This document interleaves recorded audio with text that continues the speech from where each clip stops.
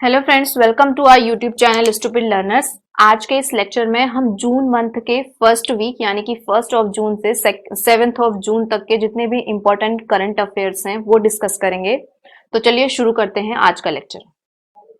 तो जो पहली न्यूज है वो ये है कि रिसेंटली हमारे यूनियन मिनिस्टर मिस्टर रविशंकर प्रसाद ने हमारे देश में इलेक्ट्रॉनिक सेक्टर को बूस्ट करने के लिए 3 स्कीम लॉन्च की हैं, जिसका नाम है production link incentive scheme, that is PLI. दूसरी है scheme for promotion of manufacturing of electronic components and semiconductor, that is specs. और तीसरी स्कीम का नाम है modified electronics manufacturing cluster, that is EMC. ये जो पहली स्कीम है पीएलआई, ये large scale electronic manufacturing sector के लिए है। इस स्कीम के थ्रू क्या किया जाएगा कि जितने भी इलेक्ट्रॉनिक कंपोनेंट्स इंडिया में प्रोड्यूस किए जाएंगे, उनकी इंक्रीमेंटल सेल पर आने वाले 5 सालों के लिए 4 से 6% का इंसेंटिव गवर्नमेंट के द्वारा प्रोवाइड किया जाएगा। और इसके लिए बेस ईयर लिया जाएगा 2019-20 को, यानी कि 2019-20 से आने वाले 5 सालों के लिए ये इंसेंटिव प्रोवाइड किया जाएगा। दूसरी स्कीम है स्पेक्स। इसके थ्रू क्या किया जाएगा कि इस स्कीम के अंदर जितने भी इलेक्ट्रॉनिक आइटम्स लिस्टेड हैं, जैसे कि हो गया सेमीकंडक्टर्स, एटीएमपीज, इनको मैन्युफैक्चर करने में जितना भी कैपिटल एक्सपेंडिचर आएगा उसका 25% इंसेंटिव गवर्नमेंट के द्वारा प्रोवाइड किया जाएगा। ये ध्यान रखना कि जो पीएलआई है इसमें 4 से 6% का इंसेंटिव दिया जा रहा है और स्पेक्स में 25% का इंसेंटिव दिया जा रहा है। और तीसरी स्कीम है ईएमसी, इलेक्ट्रॉनिक मैन्युफैक्चरिंग क्लस्टर। इसमें क्या किया जाएगा, जितनी भी इलेक्ट्रॉनिक मैन्युफैक्चरिंग यूनिट है इंडिया में, उनको वर्ल्ड क्लास इंफ्रास्ट्रक्चर प्रोवाइड किया जाएगा ताकि ये कंपनियां अच्छे से ग्रो कर सकें और ज्यादा से इलेक्ट्रॉनिक सेक्टर में ज्यादा से ज्यादा फॉरेन इन्वेस्टमेंट को अट्रैक्ट किया जा सके।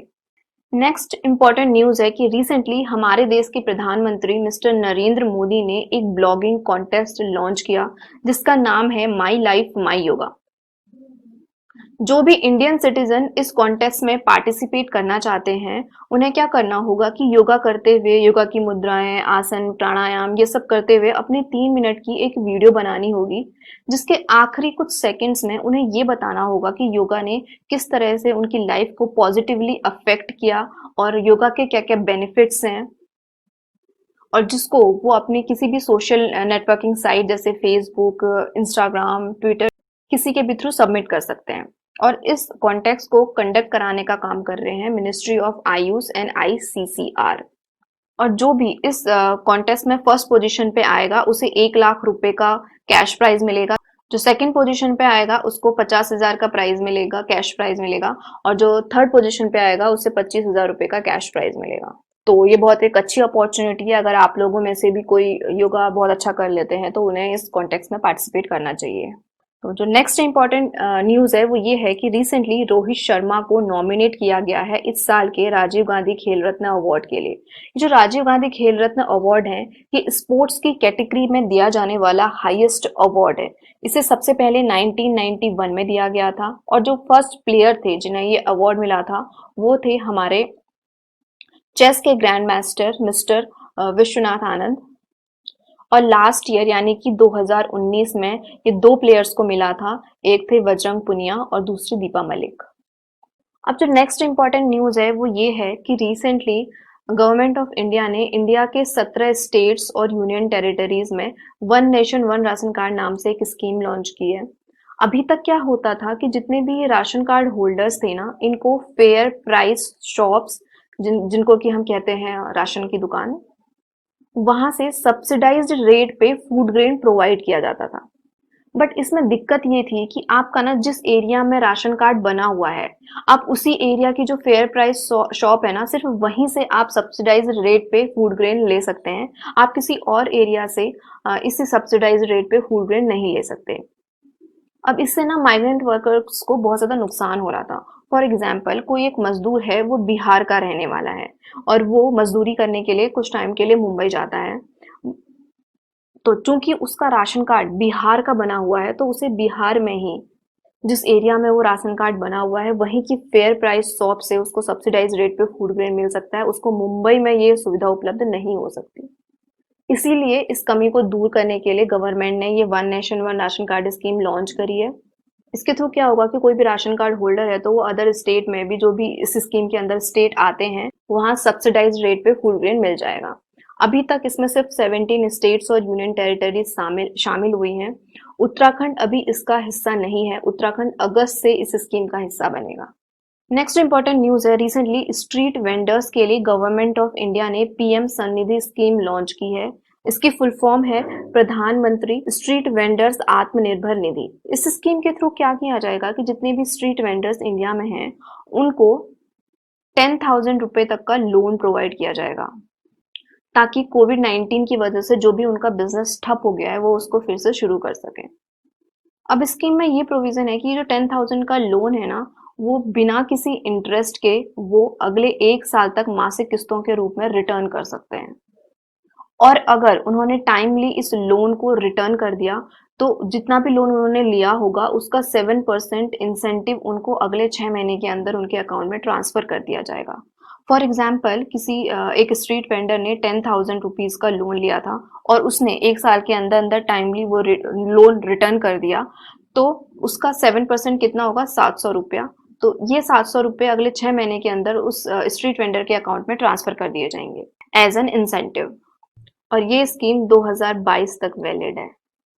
अब जो नेक्स्ट इंपॉर्टेंट न्यूज है वो ये है कि रिसेंटली जो कोलकाता पोर्ट ट्रस्ट है उसका नाम बदलकर श्यामा प्रसाद मुखर्जी पोर्ट ट्रस्ट कर दिया गया है। ये जो श्यामा प्रसाद मुखर्जी थे ना, ये आजाद भारत के फर्स्ट इंडस्ट्री मिनिस्टर थे। बट क्या था कि इनका जवाहरलाल नेहरू के साथ ना कुछ वैचारिक मतभेद हो गए थे, जिस वजह से इन्होंने यूनियन गवर्नमेंट से इस्तीफा दे दिया था। और 1951 में इन्होंने भारतीय जनसंघ नाम से एक पार्टी बनाई थी, जो कि आगे चलकर 1977 में बीजेपी बनी। इसीलिए इन्हें बीजेपी का फाउंडर भी कहा जाता है।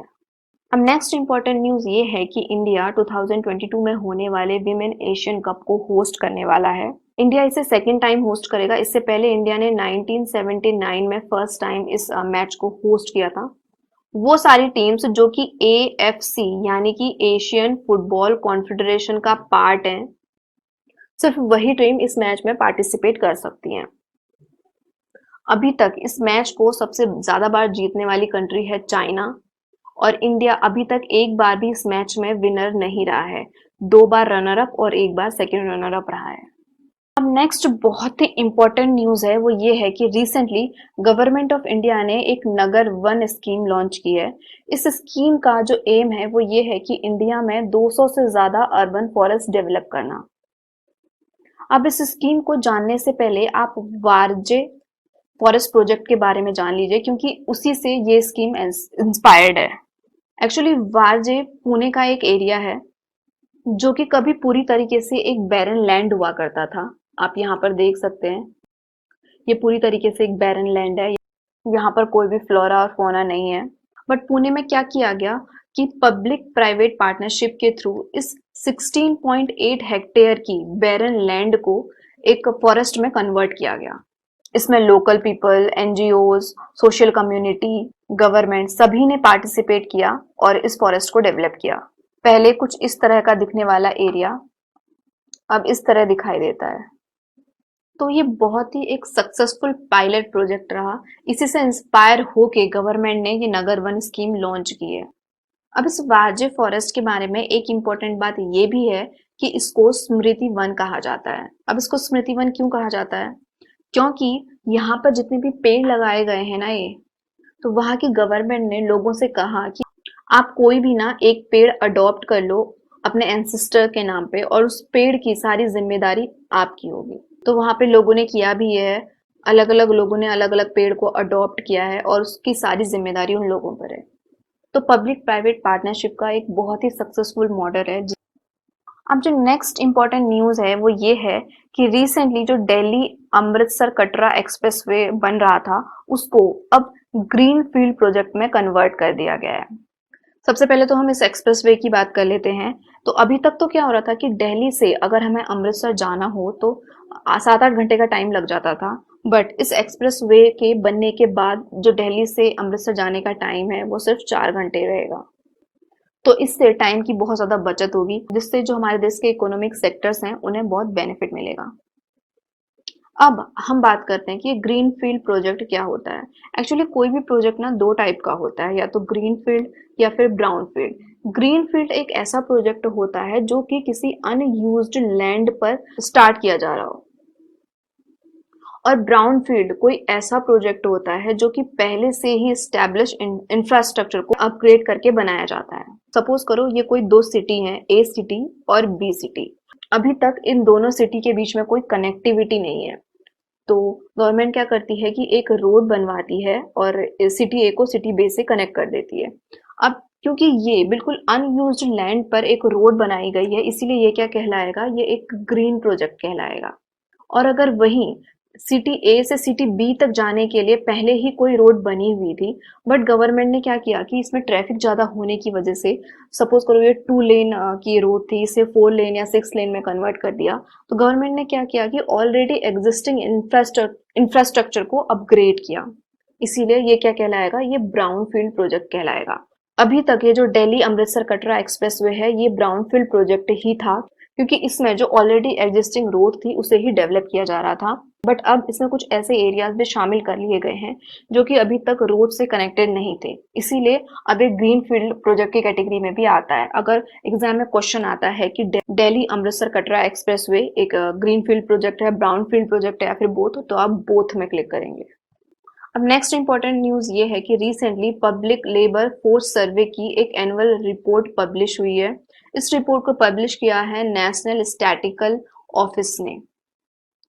इस रिपोर्ट के अकॉर्डिंग जुलाई 2018 से जून 2019 तक इंडिया में लेबर फोर्स पार्टिसिपेशन 36.9% से बढ़कर 37.5% हो गया है।